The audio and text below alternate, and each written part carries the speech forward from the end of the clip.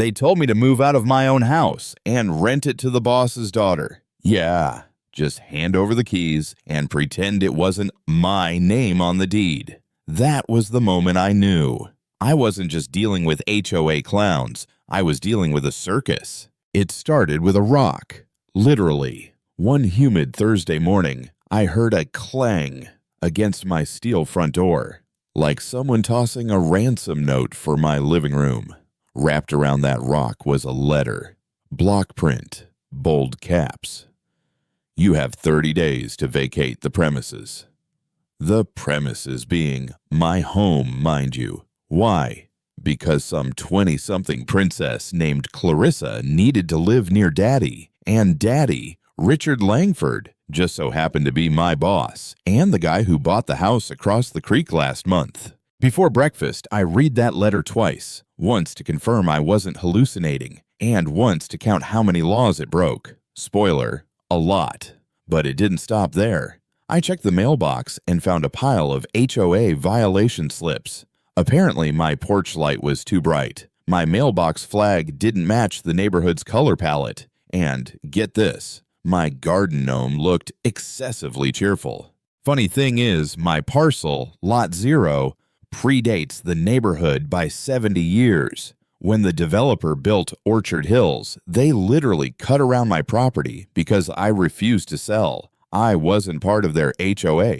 Legally, they had no say over me. But apparently, that didn't stop them from trying to evict me for being inconvenient. Friday morning, HR at my tech company gave me a call, said management had become aware of tensions with the community, and asked if I'd cooperate with relocation efforts. Translation, give up my house so Clarissa wouldn't have to commute. I asked point blank, would my performance review suffer if I didn't? Dead silence. That's when I looped in my lawyer, Maya Patel, specializes in property law and vengeance. Her reply?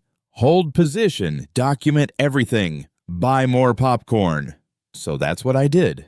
I installed motion cameras along the lot line, kept every note shoved under my door, caught 2 HOA board members peeking into my living room windows one night until I stepped out with a flashlight and watched them trip into my rose bushes. Then came the tow truck. 6 a.m.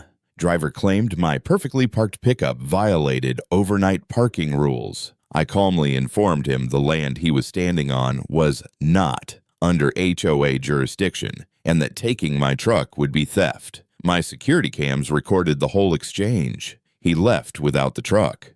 By week 2, they threatened foreclosure, said I owed $8,000 in fines. I laughed so hard I spilled my coffee. They couldn't put a lien on my title any more than they could on the moon. But they weren't done. Richard started cutting my project budgets at work, stopped saying hello in the hallways, and guess who played golf every Saturday with the HOA president? Yeah, Kirkland. Rumor mill went into overdrive. Jack's difficult, doesn't play well with others. Classic smear campaign. Then Maya found it.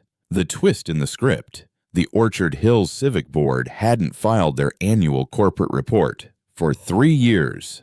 Under state law, that meant they were dissolved. Poof, gone. Which meant every fine, every letter, every threat was coming from private citizens pretending to be officials. Oh, and their bank account?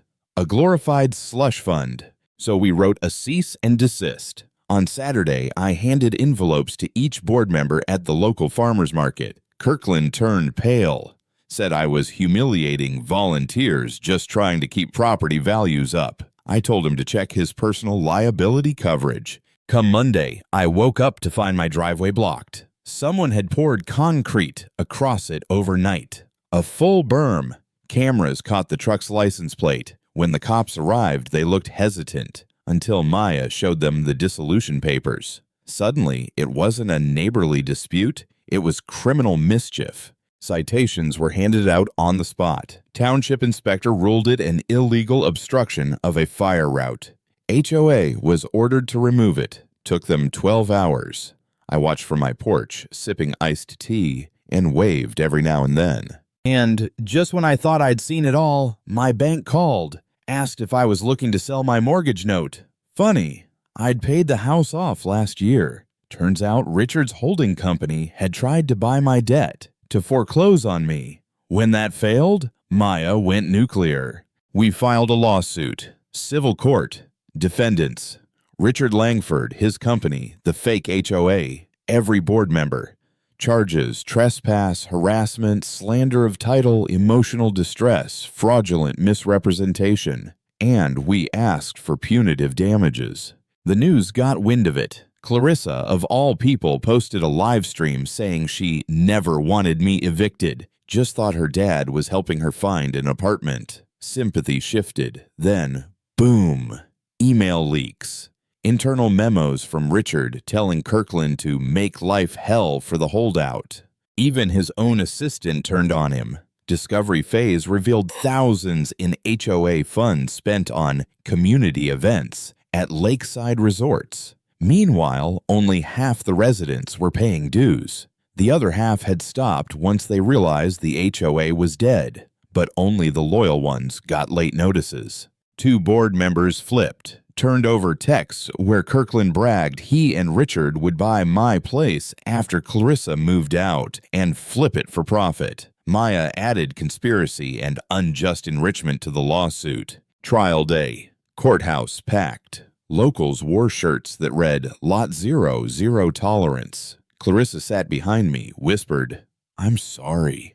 I took the stand and laid it all out. Every threat, every trick, every slab of concrete. The judge leaned forward and asked, deadpan, what part of dissolved didn't they understand?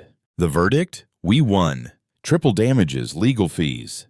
HOA board banned from running any HOA for 10 years. Richard was fired after a shareholder revolt. Kirkland's firm collapsed. Prosecutors opened criminal investigations. And me? I'm still living on Lot 0. They tried to bury me, but they forgot I was the damn landowner. So tell me, was this justice or just revenge?